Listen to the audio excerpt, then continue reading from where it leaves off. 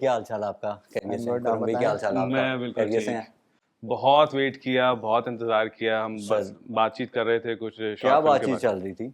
Short film के बारे में हम बात कर रहे थे। अच्छा अच्छा अच्छा अच्छा। तो क्या वो मुझे कुछ बता रहे थे, पैसों-वैसों का क्या मामला था? यार हाँ। पैसों से मुझे ऐसा लग रहा है, पैसे गिने मैंने थे, लिए मैंने थे। हुँ। मुझे दिख यार है खर्च यहाँ नहीं नहीं यार, बनी भाई ऐसे बिल्कुल भी बात नहीं।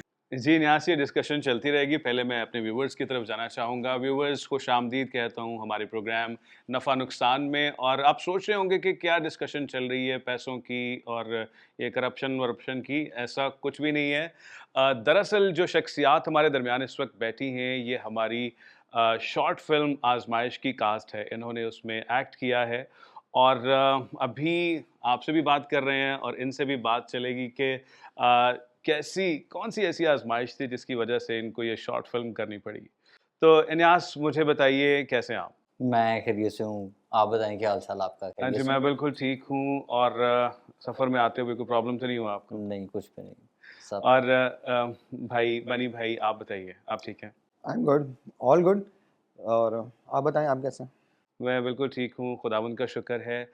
तो बनी भाई आपसे स्टार्ट करेंगे। आप प्लीज़ बताइए मुझे कि आपका प्रोफ़ेशन क्या है?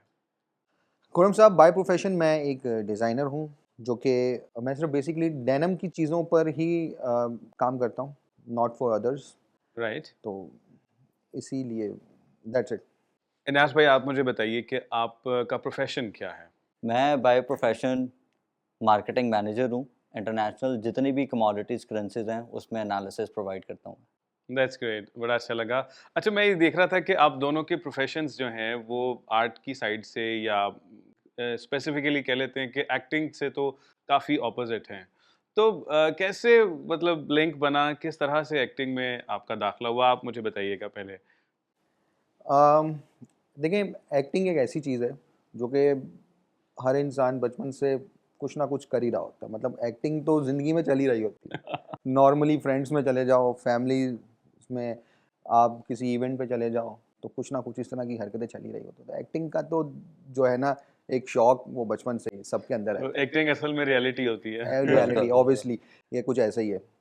और जैसे कि आजकल मूवीज़ ट्रेंड हैं और सोशल मीडिया इतना एडवांस हो चुका है, तो एवरीबॉडी वांट्स के यार काश मैं भी इस जगह होता। तो बस इसी तरह से हमें भी एक मौका मिला, तो हमने कहा कि व्हाई नॉट, कि हमें अप्लाई करना चाहिए। तो फाइनली सिलेक्ट हुए और इस रोल के लिए मैं तो I am very thankful to to all team जिन्होंने सिलेक्ट किया। और फाइनली ये ज़बरदस्त मैंने आपका काम देखा है और वो बहुत फ़ाइन है, बहुत ज़बरदस्त है। इन्यास आप बताइएगा प्लीज़। खुरम भाई एक्टिंग जैसे कि आपको थोड़ा सा पता ही होगा कि संडे स्कूल्स वगैरह के अंदर हम लोग जाते रहते हैं, तो वहाँ पे टीन एज के अंदर ही जो उनसे वो बड़ा हाई कहा जाता है और अप्रिशिएट किया जाता है बच्चों को कि वो सामने आए, फ्रंट फेस करें। तो एक्टिंग का बचपन से ही एक छोटा सा, क्या उसको कह सकते हैं, शौक था और चीज़ें जो उनसी हैं वो बचपन से ही करते रहे हैं। तो जैसे जैसे बढ़ते गए हैं, जैसे जैसे अपॉर्चुनिटीज़ आती हैं उनको अवेल करने के लिए हर टाइम जो उनसे वो तैयार रहते हैं। ज़बरदस्त। और मैं समझता हूँ कि चर्च जो है वो ख़ास तौर पर हम हमारे लिए, हम जो क्रिश्चियंस हैं, बहुत ही एक ज़बरदस्त प्लेटफॉर्म है जहाँ से हमारा कॉन्फिडेंस डेवलप होता है। मुझे याद है कि क्रिसमस का जो प्ले हुआ करता था, ठीक है, तो उसमें कोई ना कोई कैरेक्टर हमें मिल जाता था, जोसेफ का या उसका, मुझे तो अक्सर मजूसियों का। हेरोदीस का मिलता था। ठीक है? मेरे मैं हाइट में काफ़ी ठीक था, तो फिर मुझे हेरोदीस का मिलता था। आप कौन सा कैरेक्टर किया करते थे? गिडरियों का, छोटे बच्चे जो थे उसमें गिडरिये हो जाते थे। फिर उसके बाद करते-करते यूसुफ का आ जाता था। फिर थोड़ा-सा बड़े हुए, फिर जो-सा वो यीशु मसीह के रोल्स वग़ैरह जैसे आप ईस्टर पे देखते हैं, तो उस तरीके से डिफरेंट लोग जो उनसे थे वो बुला लेते थे। सही। बनी भाई आपका भी कोई ऐसा एक्सपीरियंस रहा है बचपन में ये प्लेज़ में एक्ट करने का? खुरम भाई, बेसिकली पता क्या, मैं कैथलिक हूँ और कैथलिक बड़ा एक ऑर्गेनाइज्ड वेल जो है ना, सिस्टमैटिक तरीके से हर चीज़ को लेकर चलते हैं। फॉर एग्जांपल जैसे इवेंट, रिलीजियस इवेंट होते हैं, क्रिसमस है, ईस्टर है, तो सिलेक्शंस होती थी, फादर सिस्टर्स तो सिलेक्शंस करते हैं वो। मेरा बड़ा ना था, एक चाहत थी बचपन से कि मुझे जीसस क्राइस्ट का रोल मिले। मैंने बड़ी कोशिश की, जो कि नहीं मिल सका। Because of heavy weight. तो दैट्स इट, क्योंकि जीसस क्राइस्ट आप एवरीबॉडी नोज के इतने हैवी वेट नहीं थे, वो नॉर्मल सा वेट उनका एक बॉडी वेट था, क्योंकि जब उनको क्रूसिफाइड किया तो क्रॉस पर भी एक नॉर्मल बॉडी हम सब देखते हैं कि क्रॉस पर जी जी, मूवीज में हमें ऐसे हाँ, देखने को मिलता है कि एक फिट बंदा जो है, फिट बंदा, नॉर्मल सी जी बॉडी, जी, बहुत ज़्यादा मसल्स नहीं थे जीसस क्राइस्ट के और नॉर्मल सी एक बॉडी थी। तो मेरा हैवी वेट होने की वजह से नहीं हो पाता था, लेकिन बाकी तो मैंने बहुत सारे एक्ट्स किए हैं। बहुत अच्छा लग रहा है और बड़ी दिलचस्प लग रही है गुफ्तगू, और आज मैंने आपसे बहुत सारी बातें करनी है, और ऑब्वियसली हमारे व्यूवर्स भी जानना चाहते हैं कि आपका एक्सपीरियंस जो है ख़ास तौर पे इस शॉर्ट फिल्म में कैसा रहा और आप इसके बारे में क्या व्यूज़ रखते हैं। तो अभी जो है हमारे पास एक छोटा सा सेगमेंट है गेम का, ठीक है, बहुत फ़नी होता है, बहुत मज़े का होता है, आप लोग एंजॉय करेंगे, मैं खुद बहुत एंजॉय करता हूँ। तो आपने इसके लिए तैयार रहना है, ठीक है, ये कुछ भी हो सकता है। तो व्यूवर्स, अभी वक्त हुआ है गेम का, तो चलते हैं अपनी गेम की तरफ। ले जी, मेरे पास कुछ प्रॉप्स आ गए हैं, हेडफोन्स हैं, साथ में मार्शमैलोज हैं, और गेम शुरू होने वाली है, लेकिन इसमें कुछ डिसाइड पहले करना पड़ेगा कि कौन सी गेम होगी। वैसे आप दोनों को इन दोनों में से कौन सी चीज़ पसंद आ रही है? मार्शमैलो। अच्छा, हेडफोन, मार्शमैलो, मार्शमैलो। छोटी बच्ची हो क्या? चलिए मैं आपको गेम की इंस्ट्रक्शंस बताता हूँ। हमें पता है खुरम भाई, आप पहले पर्ची को कहेंगे कि इसको एक आधी पर्ची, हमने देखा है ये। देखा है? हाँ, एक मिनट कुरम भाई, मैं थोड़ा सा बात कर दूंगा। इसको सब पता है, अच्छा, इसको ये भी पता प्रोग्राम देख के आए उनके। इसको ये भी पता था कि नहीं कुछ भी नहीं होगा, 5 साल घर पे बैठा ही है। इसको ये भी पता था कुछ नहीं होगा। ये डिस्कशन लंबी है, हम बाद में करते हैं। आप प्लीज चूज कीजिए, then we will move forward. अरे नहीं नहीं, खोले नहीं, ये नहीं देखा था आपने। भूल गया था खुरम भाई। चले जी, देखते हैं कि कौन सी गेम है। ये जी है हेडफोन्स की। तो बनी भाई, आप जो चाह रहे थे आपके लिए हो चुका है, तो लेट्स स्टार्ट द गेम। तो इसमें गेम में कुछ इस तरह है कि आप हेडफोन्स लगाएंगे, आप में से कोई एक, बनी भाई या फिर एनियास। तो जो शख्स हेडफोन्स लगाएगा उसके ऑपोजिट जो शख्स है उसको मैं एक डायलॉग बताऊंगा, आपने वो डायलॉग बोलना है उनके सामने। आपके हेडफोन्स में लाउड म्यूजिक चल रहा होगा, ठीक है, तो आपने उनके लिप्स से इस चीज़ को गेस करना है कि वो क्या डायलॉग बोल रहे हैं। तो आप में से पहले कौन हेडफोन्स पे आएगा? बनी भाई। जी जी बनी भाई, लेट्स स्टार्ट प्लीज। तो हमारे पास डायलॉग पहला कौन सा है जी? यस, पहले म्यूजिक चला दीजिए प्लीज। म्यूजिक जैसे ही चलता है मैं फिर आपको इन्यास डायलॉग बताऊंगा, आपने उन्हें बताना है। जी बनी भाई, म्यूजिक स्टार्ट हो गया जी। काफी लाउड है, आप मेरी आवाज को सुन रहे हैं? मैं क्या बोल रहा हूं आपको समझ में आ रहा है? कुछ भी नहीं समझ आ रहा। चले ठीक है, स्टार्ट करते हैं।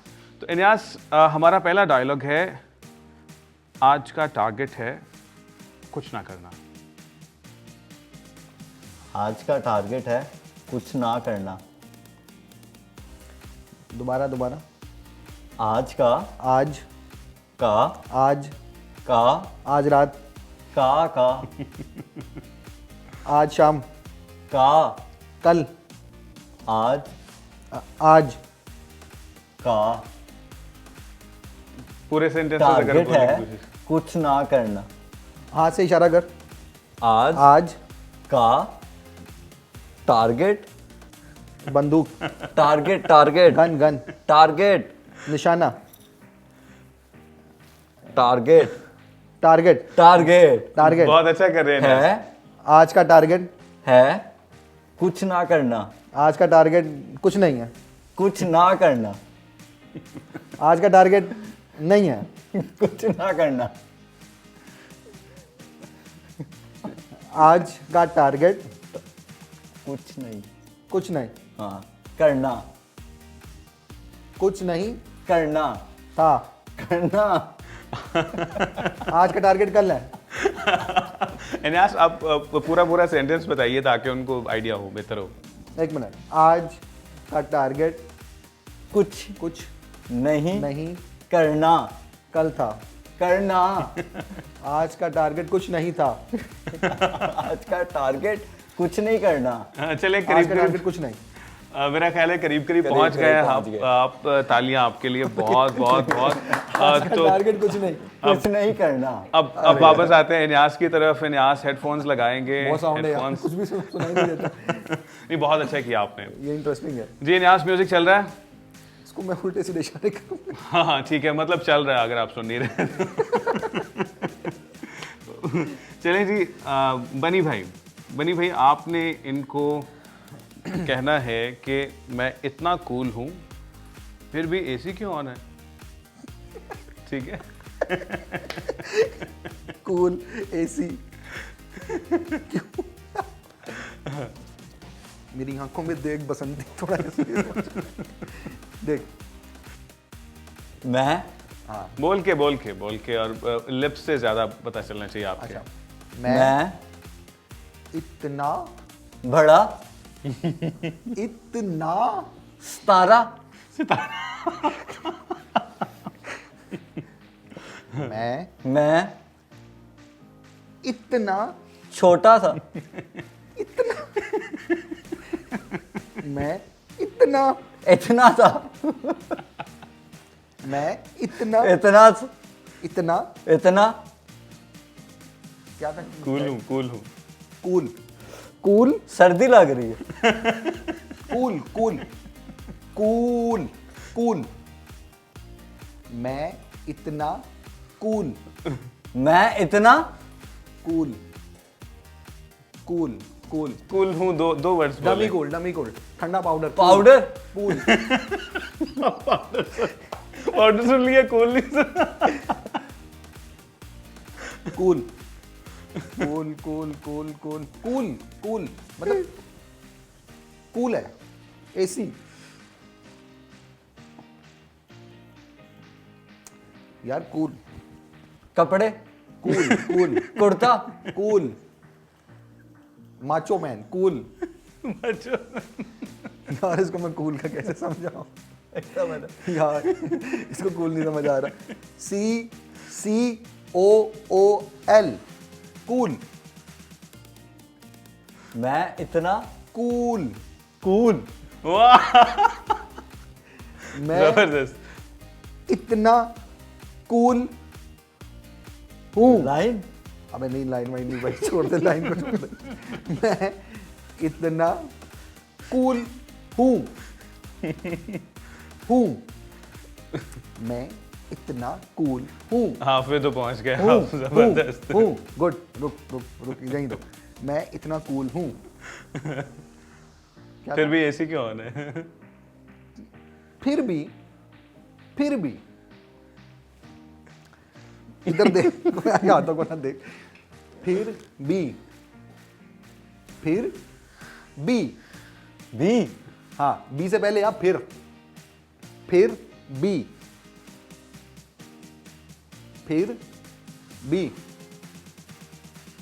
हाँ जी जल्दी करें, फिर आपका भी- टाइम अप हो रहा है फिर जी। भी हाँ, गुड।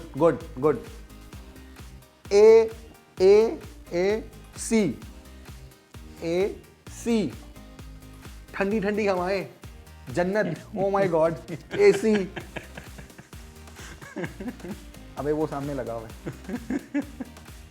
AC, अबे वो लगा हुआ है AC। हाँ, कैनवुड AC। क्यों? घूम रहा है कौन से AC घूमते हैं भाई? क्यों भाई? क्यों हाँ, ऑन ON ऑन।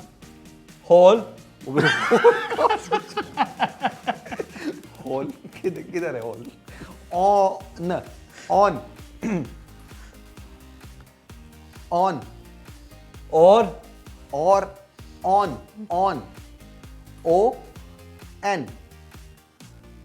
ON और अबे ये और है? ये कौन सा और है? अबे एन, ये देख एन ON इतनी देर में वो पीछे वाला सारा भूल सारा भूल जाएगा। जाएगा। ON दिल ये कौन सा दिल है भाई? ये कौन सा दिल? नेक्स्ट ऑन, देख मेरे भाई मेरी आंखों में देख, ओ ओ एन एन, एन आए मेरी प्यारी बेटी, एन, ऑन ऑन ऑन है, अभी इधर देख, ओ एन, ऑन ऑन है, है अरे बहुत स्ट्रगल कर ली आपने, लेकिन मुझे लगता है कि ये गेस नहीं हो पाएगा। लेकिन इन्यास आपने काफ़ी हद तक अटेम्प्ट कर लिया है, 70% अब पहुंच गए हैं। ठीक है, मैं बता देता हूँ ये क्या जुमला था। ये डायलॉग था जी, मैं इतना कूल हूँ और फिर भी एसी क्यों ऑन है, ये आपने बोलना था। तो बहुत खूब आपने उसको इनको समझाने की कोशिश की है, लेकिन दोनों में से अगर विनर को देखें तो वो हैं बनी भाई। आपके भाईजान, ठीक है, तो गेम बहुत मज़े की चल रही थी, लेकिन क्लोज हमें इसलिए करना पड़ा क्योंकि हमारी शॉर्ट फिल्म भी है अभी जिसे हमें देखना है और फिर उस पर डिस्कशन करनी है। तो चलते हैं व्यूवर्स की तरफ। व्यूवर्स, अभी हम शॉर्ट फिल्म आजमाइश का फर्स्ट हाफ देखेंगे, तो हमारे साथ रहिएगा। मेरे तजुर्बे के 5 साल, जब मेरी दी गई हर खबर तहकीक के मुताबिक पक्की और सच्ची होती, लेकिन एक आजमाइश जो मुझे अदालत के कटघरे तक ले गई। अरे सर बहुत बहुत शुक्रिया सर, बहुत बहुत शुक्रिया एडमिशन के लिए। थोड़ा मुश्किल था लेकिन आपकी वजह से जो है ना मेरा मसला हल हो गया सर। जी जी, उसकी आप फिक्र ना करें, वो काम जो है ना वो मैं होने नहीं दूंगा। जी जी बिल्कुल, जी जी नहीं नहीं, वो काम बिल्कुल नहीं होगा सर। बाकी सर बहुत बहुत शुक्रिया सर एडमिशन के लिए, बहुत बहुत शुक्रिया सर। चलें, ओके, अल्लाह हाफिज़ सर, अल्लाह हाफिज़।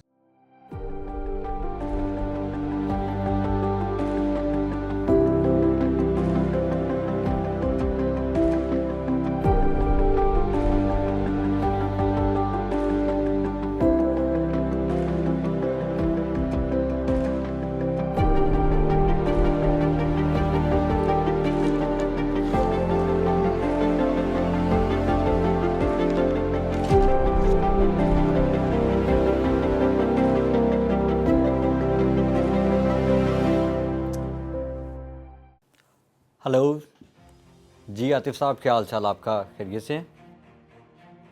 मैं ठीक माइकल, क्या हुआ? आतिफ साहब, आपको एक आर्टिकल भेजा था मैंने, कौन सा आर्टिकल?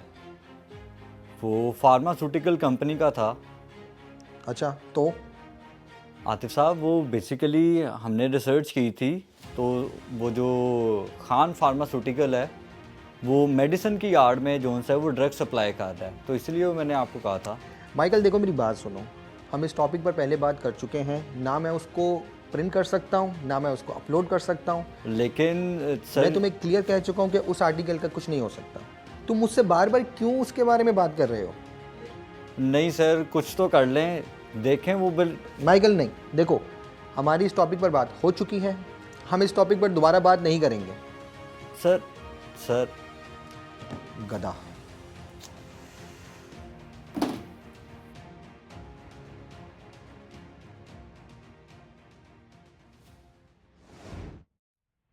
ऐसे मैं देख रहा था फर्स्ट हाफ शॉर्ट फिल्म का, तो छोटे थे ना जब, तो आइसक्रीम खा रहे होते थे, तो जब मज़ा आने लगता था तो आइसक्रीम ख़त्म हो जाती थी।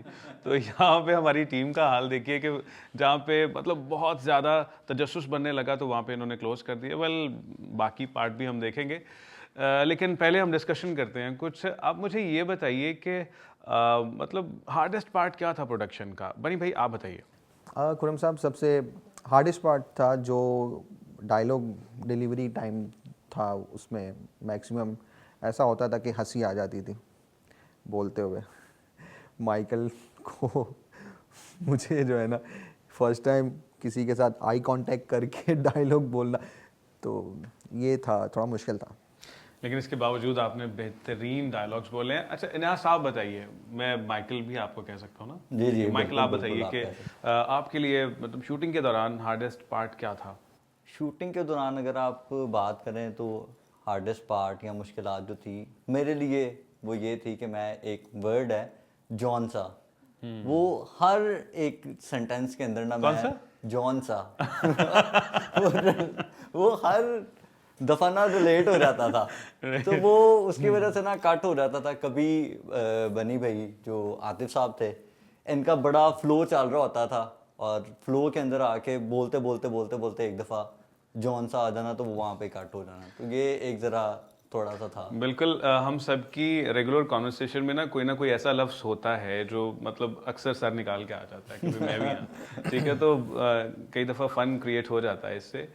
तो इस अपॉर्चुनिटी का मिलना, लाइक शॉर्ट फिल्म में एक्टिंग का, ये मतलब एट फर्स्ट जब आपको पता चला कि आप इसमें काम करने वाले हैं एज एन एक्टर, तो फिर आपको मतलब क्या आपकी फीलिंग्स थी, मुझे बताइए। पनी भाई आप बताइए। फीलिंग वॉज गुड जब मुझे मैसेज आया and then I got a call, तो that was feeling very nice कि मैं सिलेक्ट हो चुका हूँ। And after few days, few weeks, 1 2 3, तो we will start the shooting. तो एक अच्छी एक्साइटमेंट थी। I was preparing in the front of mirror, मैं खुद ही शीशे में खड़ा होकर एक्टिंग कर रहा हूँ, खुद को उंगली को इशारे कर तो एक मेरे माइंड में जो भी एक नेचुरल था, जो भी डायलॉग थे, मैं उस वो थोड़ा सा नर्वसनेस भी होती है कि Obviously. मतलब जब हम करेंगे इस काम को तो कैसा होगा। ऑब्वियसली ये तो नेचुरल है। आप नॉर्मल आप कुछ भी कर लो, जब आप नॉर्मल हो कुछ भी कर लो, लेकिन जब आप कैमरे के सामने आपको कुछ बोलने का कहा जाए ना, तब पता चलता है कि कितना बोलते हो आप और कितना नहीं, कितने पानी में है। तो इनास आप मुझे ये बताइए कि इसके बाद भी अगर कोई ऐसी अपॉर्चुनिटी मिलती है तो आपका रिस्पांस क्या होगा? बिल्कुल खुरम भाई, इसके बाद भी अगर कोई ऐसी अपॉर्चुनिटी मिलती है जिससे हम लोग खुदावन के नाम को इज़्ज़त और जलाल दे सकते हैं और हमारी सच्ची कहानियों से, गवाहियों से लोगों को कुछ सीखने को मिल सकता है, तो डेफिनेटली हम लोग उसको ज़रूर करेंगे। दैट्स सो ग्रेट, बहुत अच्छी स्पिरिट है। और मेरे जहन में अभी भी ये चल रहा है कि जहाँ पे हमने शॉर्ट फिल्म का फर्स्ट हाफ ख़त्म किया है उसके आगे क्या हुआ होगा। तो चलते हैं शॉर्ट फिल्म की तरफ और उसका हम सेकेंड हाफ देखते हैं। जी सर, इस तकल्लुफ़ की क्या ज़रूरत है सर। जी सर, बहुत बहुत शुक्रिया सर। नहीं सर, नया लड़का है सर, सुधर जाएगा सर। जी सर, मैं सुबह इसको अपने ऑफिस बुलाऊंगा। जी सर, हो जाएगा सर, आपका मसला हल हो जाएगा सर। बाकी बहुत शुक्रिया सर, बहुत शुक्रिया जी, अल्लाह हाफिज़।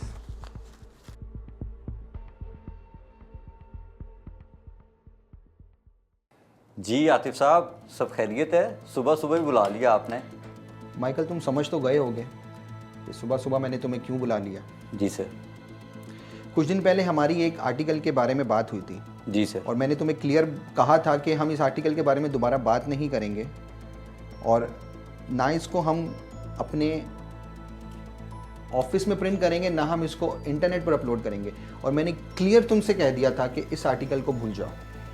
सर मैंने प्रॉपर उस पर रिसर्च की थी, रिसर्च करने के बाद ही मैंने उसको जो सा वो अपलोड किया था।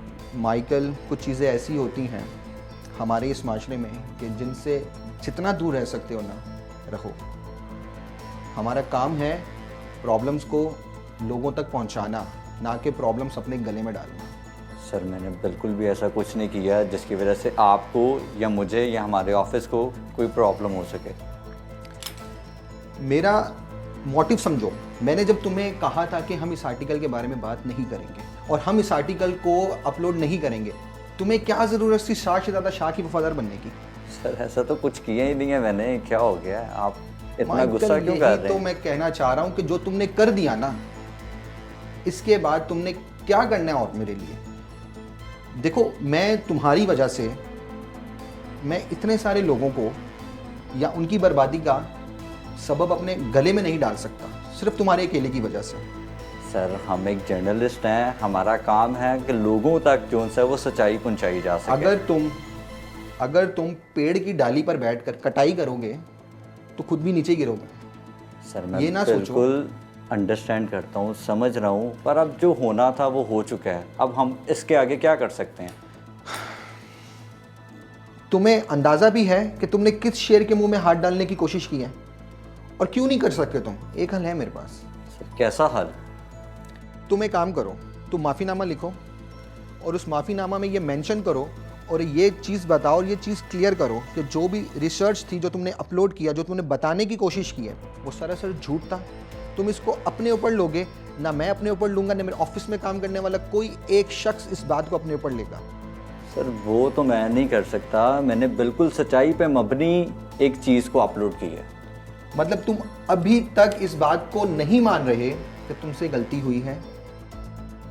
आतिफ साहब, आप देखें कि यही ड्रग्स अगर आपके बेटे की यूनिवर्सिटी के अंदर सप्लाई होने शुरू हो जाएं, तो क्या आप मुझे चुप करवाएंगे? और आप क्या कर सकेंगे उस टाइम पे? सोचें ज़रा कि अगर यही ड्रग्स आपके बेटे की यूनिवर्सिटी के अंदर सप्लाई होने शुरू हो जाएं, तो तब भी आप चुप रहेंगे? माइकल, तुम अपनी हद में रहो और तुम मुझे बताओ, तुमने ठेका लिया हुआ है सबका, पूरी आवाम का ठेका लेकर बैठे हुए हो। मैं सिर्फ खुद को देखूंगा, इस ऑफिस को देखूंगा, इस ऑफिस में काम करने वाले अपने एम्प्लॉय को देखूंगा, मैं किसी को नहीं देखूंगा। मैं तुमसे कह रहा हूं कि उस हल को माफीनामा लिखो और बढ़ाओ, पोस्ट करो, अदरवाइज मेरे पास एक और हल है। आतिफ साहब, जो हल आपके पास है वो तो नहीं हो सकता। अब जो होना था वो हो गया, मैंने जो करना था वो मैंने कर दिया। आपसे जो कुछ होता है आप वो कर लें।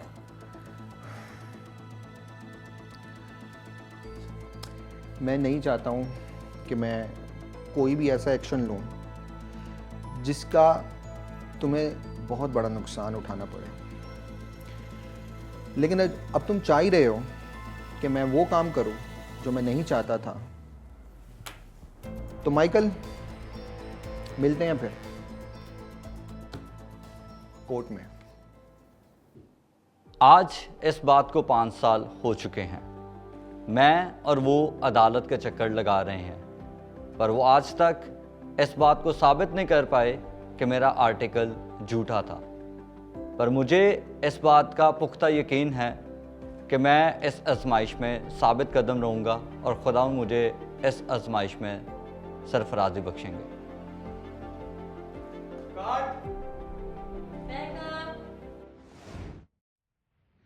जी बनी भाई अनन्यास, मैं जब देख रहा था इस शॉर्ट फिल्म को तो मैं महसूस कर रहा था कि जो है माइकल है ये कॉम्प्रोमाइज़ कर जाएंगे, लेकिन आई एम अमेज्ड कि वो अपने उस अकीदे पे, अपने उस कमिटमेंट पे कायम रहे हैं। तो मतलब बड़ी ज़बरदस्त कॉन्वर्सेशन चल रही थी आप दोनों के बीच में। आप बड़ा स्ट्रांगली जो है इनको कन्विंस करने की कोशिश कर रहे थे और ये बस खड़े थे कि जी मैं जिस अपनी बात पे कायम हूँ। तो मुझे बताइए आप बनी भाई के इनको कन्विंस करने के मामले में आपकी मतलब एफर्ट्स थी जो, उनको करते हुए क्या महसूस कर रहे थे आप? थोड़ा मुश्किल था। मतलब एक अच्छा इंसान जो कि अच्छा काम कर रहा है, मैं उसको कन्विंस कर रहा हूँ कि नहीं तू अच्छा काम छोड़, तू बुराई के रास्ते चल जिस रास्ते पर मैं चल रहा हूँ, ये कन्विंस करना। तो यहाँ थोड़ी मुश्किल थी, लेकिन आप ये देखें, शॉर्ट फिल्म देखी है, सबसे अच्छी बात आपने एक चीज़ नोटिस की हो कि इतना सब कुछ हुआ, मैंने कन्विंस भी किया, मैंने धमकियाँ भी दी, जॉब से भी निकाला, बुरा किया। एक इंसान के साथ इतना बुरा हो जाए ना, या तो वो पागल हो जाएगा या वो बदले की आग में भागेगा कि मुझे बदला लेना। द ब्यूटी ऑफ क्रिश्चियनिटी कि क्रिश्चियंस जो है ना वो रिवेंज की तरफ नहीं जाते हैं। ऐसा ही है। कोई ऐसा केस कि किसी क्रिश्चियन के साथ इतना बुरा हुआ हो और उसने ये सोचा हो कि मैंने बदला लेना, बदला नहीं लेते। ये एक जो है ना सीखने वाली और लोगों को बताने वाली जो चीज़ है, हिडन है, लेकिन ये सबसे अच्छी बात है इसमें। बेसिकली ये बिब्लिकल टीचिंग है ना, ये खुदावंद यीशु मसीह की तालीम यही है कि इंतकाम तुम नहीं लो बल्कि मैं इंतकाम लूँगा, मैं बदला लूँगा। और ऑब्वियसली जब हम खुदावंद यीशु मसीह की टीचिंग्स पे चल रहे होते हैं तो फिर हम सब कुछ उस पे छोड़ देते हैं। खुदावंद के खादिम में वो कहते हैं कि obey God and leave all the consequences to him. ठीक है, तो हम जब उसकी फरमाबरदारी करते हैं और सारे नताइज उस पर छोड़ देते हैं तो फिर वो जिम्मेदार होता है। बेशक।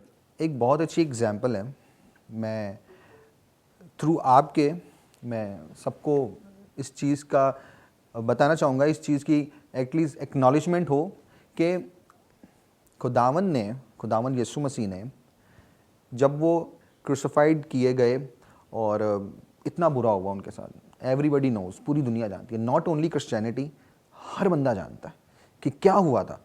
उन्होंने एक लाइन कही थी कि ए बाप इन्हें मुआफ़ कर कि ये नहीं जानते कि ये क्या करते हैं।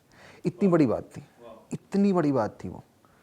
आपके साथ मैं कहता हूँ, मैं हूँ, अगर मेरे साथ अगर कोई इतना बुरा करे, मैं कभी भी ये नहीं कह सकता उसके लिए, मेरी हिम्मत ही नहीं होगी कि मैं उस इंसान के लिए ये बात बोलूं कि इनको माफ़ करके ये नहीं जानते कि ये क्या करते हैं। बिल्कुल, मैं आपकी बात से मुत्तफ़िक हूँ और खुदावंद के कलाम की हर बात से हम एग्री हैं। हमारा टॉपिक भी आज यही है कि ईमान पर कायम रहने की अगर कीमत भारी हो तो क्या हम उसे चुकाने के लिए तैयार हैं। तो माइकल के कैरेक्टर में हम देखते हैं कि उसने कितनी बड़ी कीमत चुकाई है।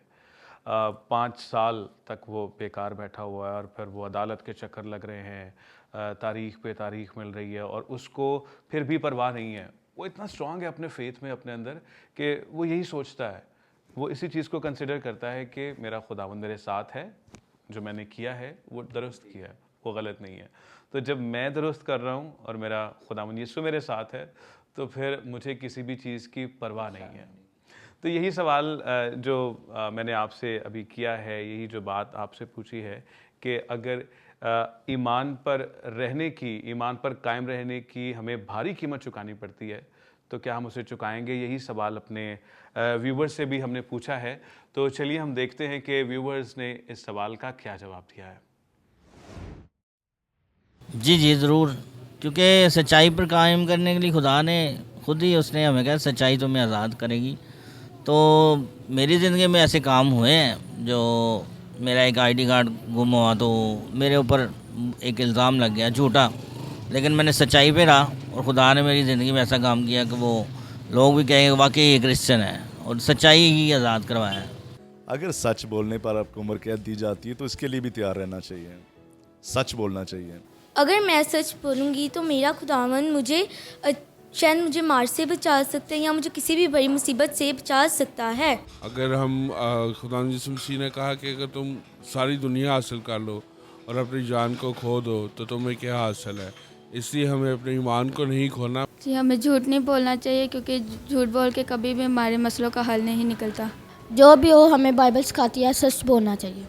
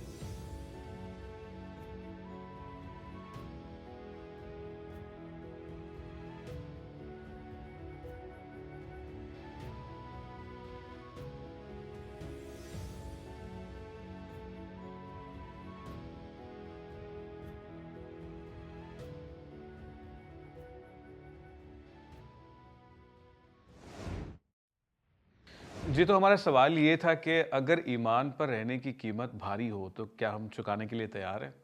तो मुझे बड़ी खुशी है कि मेजॉरिटी ऑफ पीपल, उनका यही आंसर था कि हम तैयार हैं। तो जैसे हम एक गीत भी गाते हैं पंजाबी का कि असी अग दियां भट्ठियां च सड़ांगे, असी शेरां दियां गारां विच वड़ांगे। हम बड़े जोशीले होकर ये गीत गाते हैं। तो मेरा ख्याल है कि इंसान की दो शख्सियात होती हैं, एक जो वो दूसरों को पोर्ट्रे करता है और एक जो एक्चुअल जो होता है, ठीक है, उसका बंदे को खुद ही पता होता है। तो बहुत सारे लोग हो सकता है कैमरे पे तो इस चीज़ का इकरार कर रहे हैं, लेकिन हकीकत में जो है वो कुछ और फील करते हो। क्या कहते हैं बनी भाई इस बारे में? खुरम साहब, आप बिल्कुल सही कह रहे हैं कि ऐसा रियलिटी में बहुत ही कम देखने को मिलता है। असल में प्रॉब्लम ये है कि हमें जो है ना कलाम पर चलना तो सिखाया है कि किस तरह से हमें चलना है, और लेकिन जब आप अपने ऊपर वो टाइम देखते हैं ना तो आप फिर उस तरह से चल नहीं पाते। मुश्किलें सब पर आती हैं, परेशानियां सब पर आती हैं, उनको हैंडल करना वो हर कोई जो है ना वो उस तरह से नहीं कर पाता जिस तरह से आपको सिखाया गया था। जिसको जो ठीक लगता है वो उस तरह से करता है। सही बात है। अब आप एग्जाम्पल ले लेना, अब देखिए अब माइकल था, माइकल ने अपनी बात पर बिल्कुल कायम रहा, उसने 5 साल स्ट्रगल किया। 5 साल स्ट्रगल करना, मैं कहता हूँ आप 5 महीने स्ट्रगल कर लो, आप without salary, without job, without पैसा, आपको लग पता जाएगा। सारी जो है ना हीरोगिरी ना निकल आती है। 5 महीने आप बिना पैसों के रह कर दिखाओ इस दुनिया में आज के टाइम पर। तो इस तरह जो है ना, फिर जिसको जो ठीक लगता है, चाहे वो रास्ता अच्छा है चाहे वो रास्ता बुरा है, ज़िंदा तो रहना है। फैमिली का जब होता है ना बोझ आपके सर पर, फिर आप अच्छा बुरा भूल जाते हो। ऐसे ही है, ये रियलिटी है असल में। दुरुस्त कहा आपने। अच्छा न्यास, मुझे आप बताइए, माइकल का किरदार आपने निभाया है इस शॉर्ट फिल्म में, कभी रियल लाइफ सिचुएशन ऐसी कोई ज़िंदगी में आई हो कि आपको कोई मतलब अपने फेथ पे कायम रहने की कोई भारी कीमत चुकानी पड़ी हो, या मतलब बहुत ज़्यादा भारी भी नहीं लेकिन आपको कुछ ना कुछ फेस करना पड़ा हो, कुछ स्टेक पे चला गया हो आप? जी खुरम भाई, मैं आपके साथ अपना एक जो उनसा तजर्बा वो शेयर करूँगा। जैसे हम लोग यूनिवर्सिटी के अंदर थे और यूनिवर्सिटी के अंदर 75 की स्ट्रेंथ थी और मैं उनमें अकेला क्रिश्चियन था। तो आपको पता होता है कि जब आप किसी ऐसी जगह पे हों कि जहाँ पे आप माइनॉरिटीज़ में एक ही हैं, तो आपके ऊपर ज़्यादा प्रेशर होता है इस चीज़ का। तो मैंने वहाँ पे first 2 semesters without any friend मैंने वहाँ पे सरवाइव किया। और वो ये था कि मैंने पूरा 1 साल आप कह सकते हैं कि कोई दोस्त नहीं बनाया, इसी वजह से कि यार उनकी शायद जो चीज़ें थी वो मैं अडॉप्ट नहीं था कर पाता या वो मेरी चीज़ें अडॉप्ट नहीं थे कर पाते। पर हमारा एक फेथ था कि हर एक जगह पे खुदावन हमें सरफराज करता है, और खुदावन के फजल से 2 सेमेस्टर में मैंने एक अच्छी ग्रो की, जिसकी वजह से मैं अब जो उनसे तो रोज़मर्रा की ज़िंदगी के अंदर इस तरह की हर्डल्स मुश्किलात आती हैं मसीह होने के नाते, कि आप जिस मुश्किलात में मसीह को अपनी ज़िंदगी से रिप्रेजेंट करते हैं, तो आपका ईमान, आपका जो फेथ है, वो जो आपको आपके अबाऊ अजदाद से मिला होता है वो बड़ा मैटर करता है। ऐसे ही है, और बहुत मुश्किल होता है इस कदर डिस्कनेक्टेड फील करते हुए भी इतना वक्त गुजारना किसी जगह पे, बिल्कुल। और आप उस पर कायम रहे हैं। खुदावंद का शुक्र है इस बात के लिए। और हम बाइबल मुकद्दस में जब जाते हैं तो हम दानियल के बारे में जब पढ़ते हैं, बेशक खुदावंद के सूरमा के बारे में, तो हम देखते हैं कि हमारे जो स्टेक्स हैं इतने हाई नहीं होते हैं, ठीक है, किसी भी काम में, लेकिन उस शख्स ने जो चीज़ फेस की है, शेरों की मांद में डाल दिया गया उसे, ठीक है। अब उससे पहले भी पता था कि मेरे दुआ करने की वजह से मेरे साथ क्या हो सकता है, ठीक है, क्योंकि वो फरमान तो पहले जारी कर दिया गया था ना कि जी जो सजदा नहीं करेगा, हाँ, जो मतलब उसके गैर माबूदों के अलावा किसी और को सजदा करेगा, उसके आगे दुआ करेगा, वो शेरों की मांद में डाला जाएगा। और वो पीछे एक वो कॉन्स्पिरेसी चल रही थी, जो हाई ऑफिशियल्स हैं वो डैनियल को जो है ना लेट डाउन करना चाह रहे थे। तो दानियल ने उसके बावजूद भी अपने खुदाबंद को नहीं छोड़ा, ये नहीं सोचा कि यार मैं मारा जाऊंगा तो छोड़ें, आज दुआ रहने देते हैं, या चलो ये थोड़ा अरसा कोई 1 महीना है या 1.5 महीना है जब तक ये मतलब चल रही है टेंशन, सिचुएशन ठीक नहीं हो तब जाती, तक चले दुआ नहीं करते हम, ठीक है, छोड़ देते हैं। उसने ऐसा नहीं किया। जिस दिन फरमान जारी हुआ है उसके फ़ौरन बाद ही उसने जाके अपनी खिड़की को खोला है और खुदावंद के हजूर दुआ करना शुरू किया। नहीं सोचा, क्योंकि उसका पूरा फेथ अपने खुदावंद पे था, बेशक, और उसको पता था कि क्या कीमत चुकानी पड़ेगी। और फिर वही हुआ है, उसको बादशाह के फरमान के मुताबिक शेरों की मांद में डाल दिया गया। और जब शेरों की मांद में डाल दिया गया तो फिर एक नामुमकिन काम हुआ है जो शायद हिस्ट्री में कभी ना हुआ हो। वहाँ पे शेरों के मुंह बंद हो गए, ठीक है, और पूरी रात शेरों ने उससे कुछ नहीं कहा, खामोशी से बैठे रहे होंगे, ठीक है। डैनियल देख के एंजॉय कर रहा होगा कि ये क्या हो रहा है, कभी ऐसा नहीं हुआ। अपने खुदाबंद की कुदरत को वो एक्सपीरियंस कर रहा होगा। तो आपका जो कैरेक्टर है माइकल, उसकी तरफ भी हम देखते हैं कि आपने फेस किया है, बेशक माइकल ने फेस किया उन सारी चीज़ों को। तो बाइबल मुकद्दस के मुताबिक उसका ईमान इतना पुख्ता है कि चाहे ये जो वो जो कंपनी है फार्मास्यूटिकल कंपनी है, तो बाइबल मुक़द्दस के मुताबिक उसका ये ईमान है कि चाहे वो जो फार्मास्यूटिकल कंपनी है वो उसके लिए शेर की मानंद है, लेकिन इन 5 इयर्स में खुदा ने उस शेर का मुंह बंद किया हुआ है और अल्टीमेटली यही होगा कि खुदा उसको सरफराजी अता करेगा माइकल को।